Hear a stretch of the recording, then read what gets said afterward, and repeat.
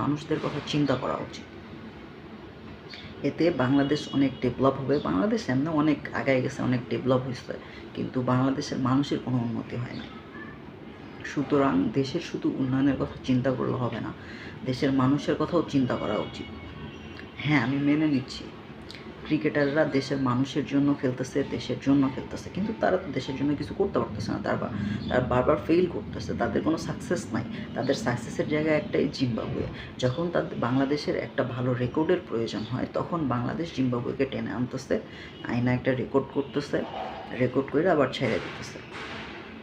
মানে এটা আবার 2 বছর চলতেছে, চলার পরে আবার দরকার হচ্ছে, আবার জিম্বাবুয়েকে টানতেছে, আবার একটা রেকর্ড করতেছে, আবার ছেড়ে দিতেছে।